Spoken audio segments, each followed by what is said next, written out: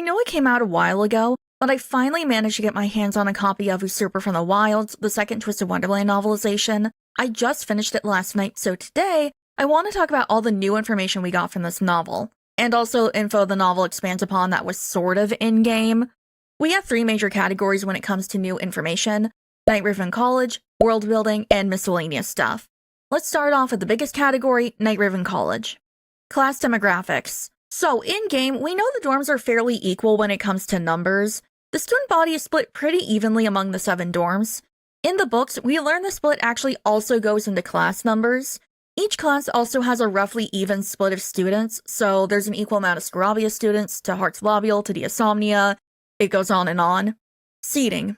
And speaking of students, we know that students don't really interact with outside dorms all that much. Your main friend group is going to be in your dorm. Now, students at NRC are numbered and categorized like they would be in Japan. For example, we have Malleus, who's class 3D, seat 6. So he's a 3rd year, he's in the 4th classroom, which is D, and he's seat 6, which that's like done alphabetically. So he's always going to be in like a specific spot in a classroom. I can't speak for other countries or what other people think, but like, my understanding was that every class at NRC has assigned seats, so like Malleus is always going to be in a specific spot in a classroom, and seating is done alphabetically and it's assigned. However, in the novel, at least for their homeroom, seating is not actually arranged. Ace and Deuce are choosing to sit with you. We see that the Diasomnia students in their homeroom also sit together, which I think implies that all the students stick to dorm when it comes to seating in their classrooms and they don't have to sit alphabetically. Whether or not this means that every other class is like that and there's no assigned seating at all, we don't know. I know for my high school, and honestly all of my schools up until university, some teachers had assigned seating and some didn't. In high school, one of my English teachers actually tasked me, my ex-boyfriend Jared, like he was my ex at the time, and my best friend at the time, Jenny, and like 1 or 2 other people to create our class's assigned seating chart. She had us leave class to do it because she was yelling at the other students for being assholes and just not taking the class seriously, and we didn't need to be there for that. We took it so seriously too, like we were trying to balance out these desk clusters, so each group had like a serious student, a jackass, and like trying to balance out personalities. We were gone for like half of the period. We were so serious about it and trying to balance everything. But anyways, homeroom seating isn't assigned to NRC, at least from what we can tell. Other classes might have it, but only homeroom is confirmed to be chill about it. Although I guess it could just be Cruel is chill about it, and if someone were like in Train's homeroom, they would have assigned seating, but I digress. It's a thing. Homeroom. We knew the students had a homeroom, however the novel goes into detail into what that class actually is. It's basically a debriefing class before their first period and not a real class. Cruel, or whatever homeroom teacher someone has, goes over campus news, any duty changes for the students, and reads notes from other teachers. As an American, this is not at all what I was expecting. For anyone who is lucky enough to not go through the American schooling disaster, we have homeroom classes, but they're not at all like this. Homeroom just refers to your very first class of your day. Sometimes this entails things like teachers giving announcements before actually starting class. But for a lot of high schools, they have school-wide announcements, so teachers don't really need to do this unless it's like time sensitive. For my high school, we had announcements right as second period was starting, but if something needed addressing before that, your homeroom teacher would talk about it briefly before getting to like their actual class. And because my school did 4 classes a day and switched like, one set of 4 one day, another set of 4 the other day, technically speaking, I had 2 different homeroom classes. I just assumed that Cruel was doing, like, time-sensitive announcements before getting into whatever other, subjects he might be teaching that doesn't require the lab. For British schools, it seems like they have something pretty similar to NRC's homeroom, but it's called Form. And like my school announcements, it seems like Form is usually between first and second periods. NRC's homeroom is basically what it is in Japan, from what I've read, so that explains that. Although, frankly, I would have preferred a set class to get announcements from. I could not stand our school announcements. I mean, no shade to, like, the leadership kids and stuff. They were fine most of the time. No, our school just, oh my god, one of our school colors was gray, and so every broadcast, like, ending was like, have a blue and great day, spelled like Greyt, and, that pun is not good enough to warrant it to be used for everything. Anyways, so I wish we had a homeroom so I didn't have to put up with that. Gastronomy Club. In Book 8, it's revealed that Yu is in the Gastronomy Club alongside Grimm and they're the only members.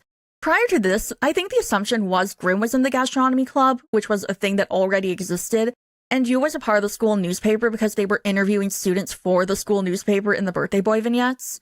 And also they're photographers, so I think we all just assumed that they were also the newspaper photographer. But it turns out that no, you isn't a part of the school paper, which I think is a massive bummer. The novel expands on the Gastronomy Club and how it came into being.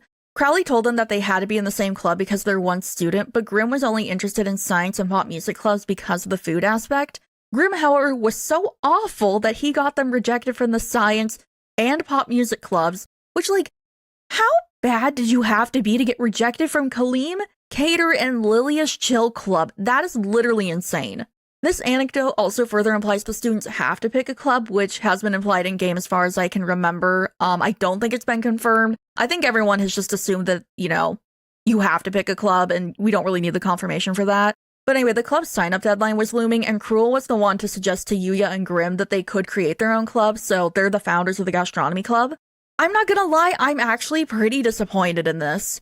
I really like the idea of you being in a journalism club because 1, photography, and 2, they're already solving mysteries and cases for Crowley, so it would make sense they're in a club that also involves investigation, and I thought it would be nice for them to have a group of people outside of Grimm that they spend a lot of time with, and same with Grimm, he has a group of people that he spends a lot of time with outside of you. When Book 8 dropped that they're both in the Gastronomy Club, I was a little sad about it, but I was hoping that it was made as a way to scam the school out of money so they could eat really good food. Like, they request funding from the school for yummy snacks and write reports on it, or try to recreate it, or something. I was extremely disappointed the club was made out of desperation, and that's it. It's a personal gripe, but I'm not gonna lie, the whole thing feels just like massive missed opportunity on top of massive missed opportunity. Ramshackle PE Uniform. Ramshackle's color is confirmed in the manga as charcoal gray. However, the novel shows their PE t-shirt is actually white, and also blank, but that's not as surprising. I would have assumed their t-shirt is a dark gray, but no, it's not, it's white. We do see Yuka in the manga wearing a white t-shirt to bed, so the novel is confirming that this isn't just Yuka's pajamas, she's sleeping in her PE uniform. Or at least part of it. That's all the new Night Riven College info we got. We got a bit of world building in the novel too, so let's switch gears and start talking about that. We see a lot of food and MasterChef events, and a lot of it is multicultural. In the novel, we get a bit more insight into food culture, at least on Sage's Island. Yuya notes that most of the food he's seen is American or British. However, Anpan exists in Twisted Wonderland, and we know from MasterChef events, and also the, New Year's ones, that Japanese food and culture does exist in Twisted Wonderland, but it's just not common at NRC and Sage's Island. Shaftlands. We still don't have a full map of Twisted Wonderland. We vaguely know where the Scalding Sands is, but, like, it's not on the one map we have. We don't know where a lot of countries are besides vague directions. And unfortunately, the novel hasn't given us a full world map, but it did tell us that the Shaftlands is the biggest landmass in Twisted Wonderland, so that's a thing. We already knew it was massive from that in-game map, but this is just adding that it is the biggest in the world. Anti-hyena racism. In-game, we're told that there's a lot of racism against hyenas in the past. It's kind of implied pre-Chapter 7 that allegedly this isn't super a thing anymore, or that's the current attitude about it. To pull a line from the interracial relationships video I've been working on for the past 3 years, no, I have no clue when I'm actually going to drop it. I still have like loads of research to do for it. But to quote from myself, when people start saying shit like, yay, we beat racism, you probably did not, in fact, beat racism. I was in middle school, note, a majority white school in a majority white town, when Obama was elected president, so this idea racism was over was everywhere. Racism, however, was not over. So hearing people talk about the Sunset Savannah like, hyena beastman discrimination is over, it just makes me skeptical, you know? And on top of that, the way Jack talks about Ivory Cliff in Book 8 makes it sound like hyenas aren't afforded the same opportunities as others, which further my suspicion that the yay racism is over crowd is just talking bullshit, and the novel confirms that I was, in fact, unfortunately right. The novel outright states that anti-hyena racism is still an extreme problem in the Sunset Savannah, and attitudes around hyena beastmen haven't really changed.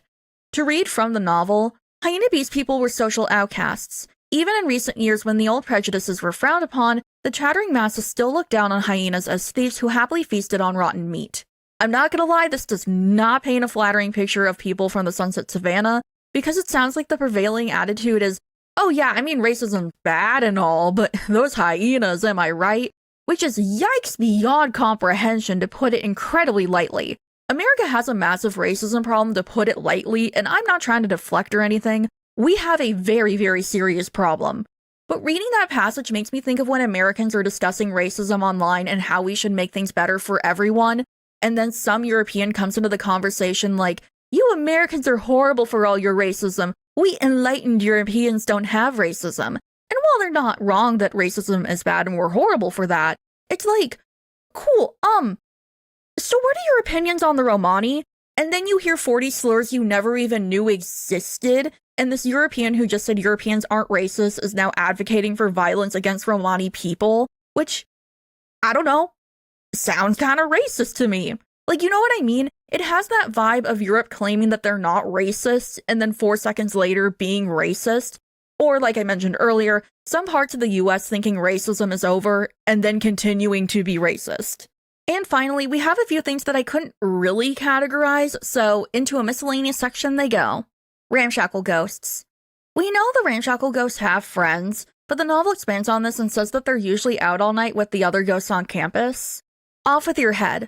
Signature spells are something you're either born with or it comes to you randomly, perhaps in a dream. However, Riddle explicitly says he created his signature spell. He wasn't born with it, it didn't come to him all of a sudden. He consciously decided what it was gonna do and how it was gonna look and everything, and then made it. Spelldrive Points. For the tens of Spelldrive fans out there, we got some info on how points work. The max amount of points you can get for a goal is 3, kind of like how the max amount of points you can get for something in football is 7. I think. I'm not gonna lie, I didn't really learn a lot about football when I did cheer. I just learned when they're offense or defense, and that was basically it. But it's 7, right? But anyway, the max amount of points you can get in Spelldrive is 3. I mean, at a time. You guys know what I mean. And that's all the new or expanded info we got from the second novel. It feels like a mixed bag, to be honest. Some of it I think is pretty crucial information of the world of Twisted Wonderland, but some of these are just like, oh, huh, cool, okay. I'm not gonna lie, I feel like this novel's strength was fleshing out characters and really just showcasing them and their feelings and their motivations. Honestly, far better than I think the game did, although I think it's safe to say that most people consider Chapter 2 to be pretty weak. But characterization was one of my favorite things in the novel, and also getting some new info. Before we go, I'd like to thank my ladyfingers in waiting who support me and allow me to continue to do this. A big thank you and telepathic snacky treat to Meatgal2189, Visa, Omimi, Orion, Dorcas, Richter32, Crabjail, Lady Lunarine, Yungumo, Farafo, Dorcas2, and Yoza the Kiseki. Thank you guys, and I'm Kiryu. If you'd like to become a ladyfinger in waiting yourself and get early access to my videos, I have channel memberships here on YouTube and subs are open on Twitch if that's more of your thing. I'll just give you the heads up now though. If you do subs on Twitch, you have to join the Discord in order to get early video access because I upload stuff there for everybody, so it doesn't matter, you know, where you're subbed or like members or whatever. You get early video access, but you do have to be a part of the Discord because that's where I put the links to stuff, so just as a heads up. If you made it this far, thank you too. I hope you guys tune in for the book 1 version of this. That'll drop sometime soon, I guess, although I need to find the book and reread it. I also hope you have a great rest of your day, night, or whatever you're having, and yeah, bye y'all!